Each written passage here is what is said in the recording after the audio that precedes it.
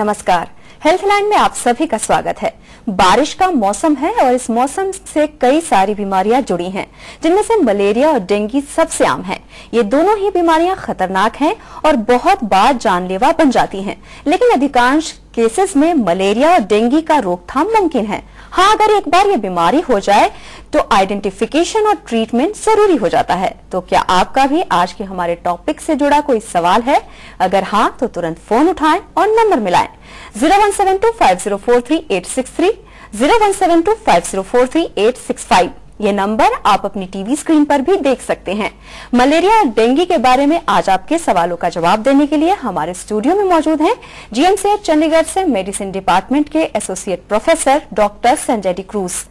Doctor Sanjay, हमारे studio में आपका स्वागत है।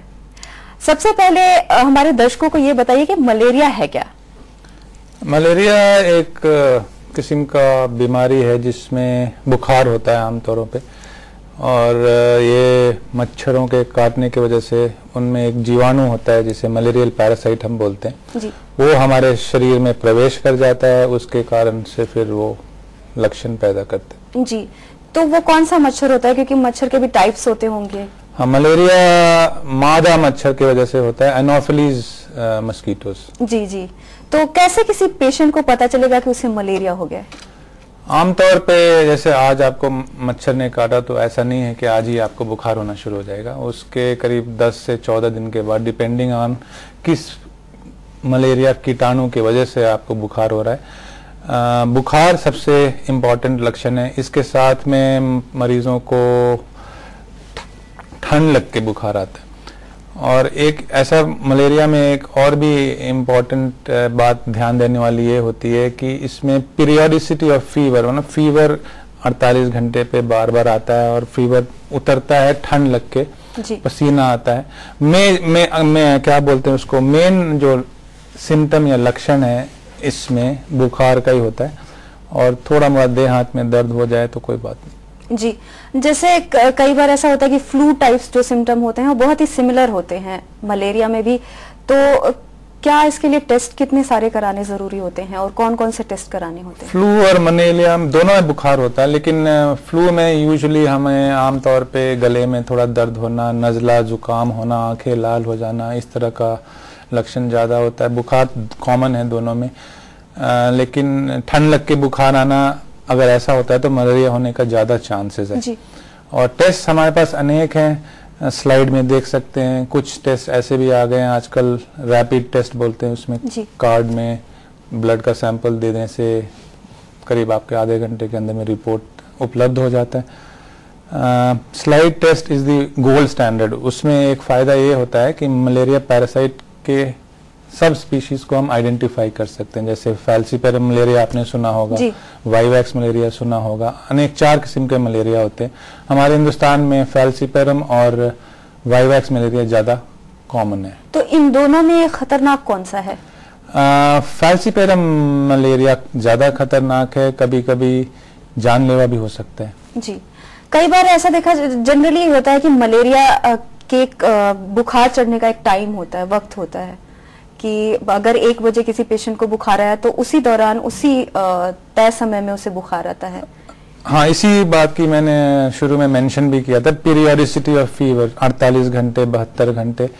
नॉर्मली बुखार के शुरुआत में ऐसा नहीं होता, अगर 1-2 दिन बुखार रह गया तब फिर ये पीरियोडिसिटी होता है, जिस समय जो ब्लड सेल जब टूटते हैं मलेरिया पैरासाइट की वजह से, उस समय ये बुखार होता है। तो अलग अलग पैरासाइट का अलग अलग साइकिल होता है, कोई 48 घंटे में, कोई 72 घंटे में, इस तरह से जी जी। फैल्सीपेरम मलेरिया में ये पीरियोडिसिटी नहीं होता जी। डॉक्टर संजय, हमारे साथ कुछ कॉलर जुड़े हुए, देखते हैं उनकी समस्या क्या है। Hello hello. हाँ जी, आप अपना नाम बताइए और आप कहाँ से बोल रहे हैं? First, good evening doctor. Good evening. Question which I want to ask. जी जी, बोलिए बोलिए। How to detect malaria, and Chetan Singh Saharsa Bihar. आप सहरसा बिहार से हैं? जी जी।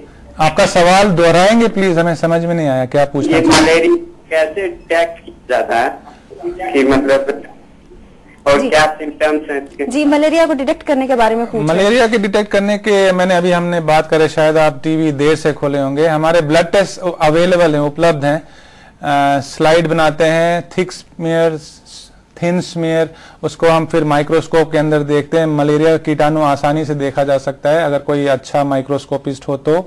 और अगर कोई आपके मोहल्ले टोले में कोई माइक्रोस्कोप उपलब्ध नहीं है तो डॉक्टर साहब खुद अपने ऑफिस में भी ये कार्ड के टेस्ट उपलब्ध हैं। कार्ड में ब्लड ड्रॉप डाल के उसमें फिर मलेरिया का डायग्नोसिस बनाया जा सकता है ऑफिस में बैठ के। जी, आपका कॉल करने के लिए धन्यवाद। डॉक्टर, ट्रीटमेंट किस तरह से करते हैं आप? अगर कोई मलेरिया का पेशेंट आपके पास आता है तो कितना वक्त लगता है उसे ठीक होने में, और क्या क्या दवाइयाँ आप जरूरी दवाइयाँ देते हैं? मलेरिया का ट्रीटमेंट उपचार सही समय पर किया जाए तो संभव है। हमारे पास अनेक मेडिसिन उपलब्ध हैं मलेरिया के लिए। कॉमनली रेकमेंडेड मेडिसिन जैसे क्लोरोक्विन का नाम सुना होगा, क्विनीन, कुनैन की गोली हम दादी माँ बताया करते थे पहले। अब आजकल लेटेस्ट मेडिसिन भी आ गए हैं, आर्टिसोनेट, आर्टिमीथर, लोमिफेंट्रिन, अनेक उपलब्ध हैं हमारे पास उपचार के लिए मेडिसिन। कौन मलेरिया है इसके ऊपर डिपेंड करता है। कभी कभी मलेरिया रेजिस्टेंट भी हो गया, अब जैसे 50% से भी ऊपर अब रेजिस्टेंट केसेस आने लगे हैं, तो उन रेजिस्टेंट केसेस में हम फिर क्लोरोक्विन का इस्तेमाल नहीं करेंगे, हम आर्टिमीथर या और कोई दवा का इस्तेमाल जी जी। पर ये भी जनरली देखा जाता है पेशेंट में कि जब वो मलेरिया की दवा लेने लगते हैं तो उनको काफी ज्यादा उल्टी वगैरह कुछ कॉम्प्लिकेशंस होने लगते हैं। तो वो कॉम्प्लिकेशंस क्या हैं और क्या उन्हें रोकने के लिए और कुछ जरूरी दवाएं आप देते हैं? सबसे जरूरी बात यह है कि मलेरिया इलाज करने के लिए जो भी गोली डॉक्टर साहब ने आपको प्रेस्क्राइब किया वो खाली पेट ना खाएं जी। खाना के बाद खाएं, तो फिर जो जीआईटी या आंत से संबंधित जो साइड इफेक्ट्स हैं जैसे नौजिया हुआ, उल्टी हुआ, ये सब होने का चांसेस कम हो जाता है। और बाकी कभी कभी कान में बाजा बनना जिसे हम टिनाइटस कहते हैं, कभी कभी आंखों की रोशनी में भी प्रॉब्लम हो सकता है, तो नम्बनेस, डिजीनेस, तो ये सब हो सकता है, लेकिन दवाई छोड़ने से ये फिर रिवर्सिबल है। जी, हमारे साथ कुछ कॉलर जुड़े हुए, देखते हैं उनकी समस्या क्या है। Hello hello. हाँ जी, आप अपना नाम बताइए और आप कहाँ से बोल रहे हैं? हम जिला लखीमपुर खीरी मंडरिया से बोल रहे हैं। जी जी, आप अपना सवाल पूछिए। हेलो। हाँ जी आप अपना सवाल पूछिए। अरे हमारे यहाँ तो टीवी में वो पूछ रहे हैं कि पडल से कुछ जुड़ी हुई समस्या वो पूछ रहे हैं। पडल पानी के जो पडल्स हो जाते हैं, जैसे पानी वानी भर जाता है, तो उसके बारे में वो पूछ रहे हैं। जैसा कि आप सबों को पता है मच्छर पनपते ही हैं जहाँ पे पानी इकट्ठा हो जाता है, और ये समस्या और भी गंभीर इस मौसम में, बरसात के मौसम में हो जाता है। तो घर के आसपास अगर कोई इकट्ठा हुआ कहीं पानी है तो उसे आप या तो किसी मिट्टी या रेत डाल के डुबा दें या फिर उसका कोई निकास ढूंढें। पडल या कहीं पानी इकट्ठा हुआ है तो इससे मलेरिया पनपने का ज्यादा चांसेस। जी जी, इस बारे में और हम बात करेंगे कि किस तरह से रोकथाम होता है और ब्रीडिंग किस तरह से मच्छरों की होती है। पर हमारे साथ कुछ कॉलर जुड़े हैं, देखते हैं उनकी समस्या क्या है। हेलो। हेलो। हाँ जी, आप अपना नाम बताइए और आप कहाँ से बोल रहे हैं? मैं अंकुश बोल रहा हूँ, हरियाणा। जी अंकुश, आप अपना सवाल पूछिए। कैसे इससे बचा जा सकता है, मतलब कैसे इस बीमारी से दूर आ जा सकता है? जी जी, अंकुश का सवाल ये है कि मलेरिया से कैसे बचा जा सकता है। Prevention is better than cure. अगर हम बच पाए तो इससे अच्छा और कोई चारा नहीं है। मलेरिया से बचने के लिए जैसे बच्चे हैं उनको अगर पॉसिबल हो तो फुल स्लीव शर्ट या जो कुछ पहनाएं। शाम के वक्त मलेरिया के मच्छर ज्यादा काटते हैं, तो उस समय हम ना निकलें बाहर, घर के अंदर रहें, या फिर मस्कीटो रिपेलेंट क्रीम्स होते हैं और आपने देखे होंगे बड़े सारे कॉइल्स मिलते हैं मार्केट में। घर में अगर आपके पास पैसे हों तो नेटिंग कराया जा सकता है ताकि बाहर से अंदर मच्छर ना आए। सो ये प्रिवेंटिव मेजर्स तो यही हैं। जी, जैसे कि हम कॉन्टेमिनेटेड वाटर के बारे में बात कर रहे थे, वहां पर मच्छरों की ब्रीडिंग बहुत ज्यादा होती है, तो क्या क्या करना चाहिए उससे मच्छरों की ब्रीडिंग को रोकने के लिए? मच्छरों को ब्रीडिंग को रोकने के लिए एक तो जहां अगर पानी जमा हुआ उसका निकास नहीं है तो उस पे हम ऑयल स्प्रे कर सकते हैं। उसका रिकमेंडेड है about 30 ml of oil in 100 litres of water. You can use kerosene oil या अगर वो मोबिल ऑयल होता है वो भी यूज कर सकते हैं। ये होता क्या है कि पानी के ऊपर इसका एक परत जम जाएगा और फिर मच्छर उसमें पनप नहीं पाएंगे। और फिशरीज डिपार्टमेंट में या मलेरिया कंट्रोल प्रोग्राम में एक किस्म का मछली होता है, गैम्बूजिया मछली बोलते हैं, वो जो कि तालाबों में मछलियां डाल देते हैं, तो ये मच्छर के छोटे वाले प्यूपा और अलग वाले स्टेजेस लार्वास को खा लेते हैं। तो ये सब किया जा सकता है जहाँ पानी है। जी, हमारे साथ कुछ और कॉलर हैं, देखते हैं उनकी समस्या क्या है। हेलो हेलो हेलो, हाँ जी, आप अपना नाम बताइए और आप कहाँ से बोल रहे हैं? हाँ जी, मैं दिनेश बोल रहा हूँ, हिसार हरियाणा से। जी जी, आप अपना सवाल पूछिए Dinesh ji. Good evening sir. Good evening. हाँ सर, एक्चुअली मैं ये पता करना चाहता हूँ सर, मेरे को पिछले 2 दिनों से सर मेरे को थोड़ा बॉडी पेन हो रहा है। जी दिनेश जी, हम आपको सुन रहे हैं। तो मैम मेरे आईज में, मेरी नाक में मैम, और मेरी शोल्डर्स में दर्द है और मसल्स में दर्द है मैम। तो मैं डॉक्टर से पूछना चाहता हूँ क्या ये सिम्टम्स हो सकते हैं मलेरिया की? मलेरिया तो नहीं है, एक और बुखार होता है जिसकी हम बात करने ही जा रहे थे, डेंगू बुखार। उसमें इस प्रकार के लक्षण हो सकते हैं, आंख के पीछे दर्द होता है, देह हाथ में दर्द होता है और बुखार होता है। तो इसके लिए आप आसपास के कोई डॉक्टर साहब से सलाह लीजिए। जी दिनेश जी, आपका कॉल करने के लिए धन्यवाद। डॉक्टर, मलेरिया के बारे में हम बात कर रहे हैं। गर्भावस्था में अगर किसी महिला को मलेरिया की समस्या हो जाए तो उसे क्या करना चाहिए? Malaria in pregnancy can get complicated, उसमें प्रॉब्लम्स आ सकता है, प्री मैच्योर डिलीवरी हो सकता है, जो बच्चा पैदा होता है उसका वजन कम हो सकता है। मलेरिया प्रेगनेंसी में अगर हो जाए तो कुछ ऐसी दवाइयां हैं जो कि हम नहीं दे सकते हैं ताकि वो शिशु को कोई नुकसान न पहुंचे, जैसे आर्टिसोनेट हुआ, ये सब प्राइमाक्विन, कुछ किस्म की दवाइयां हैं जो कि हम नहीं देते।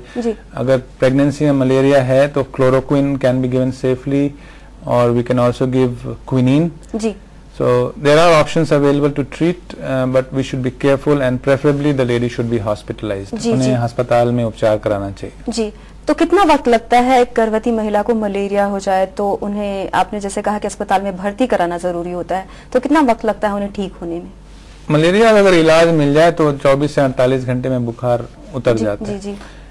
सही समय पे उपचार ना किया जाए तब फिर कॉम्प्लिकेशंस होने के चांसेस होते हैं, और अगर वो फैल्सीपेरम मलेरिया हो तब और भी ज्यादा। जी, हमारे साथ कुछ और कॉलर हैं, देखते हैं उनकी समस्या क्या है। हेलो, हाँ जी, आप अपना नाम बताइए और आप कहाँ से बोल रहे हैं? जी, आप अपना सवाल पूछिए।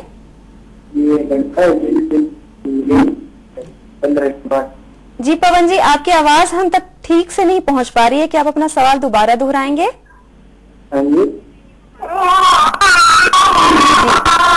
पवन जी का सवाल ये है कि उनके बेटे को बार बार मलेरिया हो जाता है, तो फिर उन्हें क्या करना चाहिए? बार बार मलेरिया हो जाता है तो बार बार उपचार करना पड़ेगा।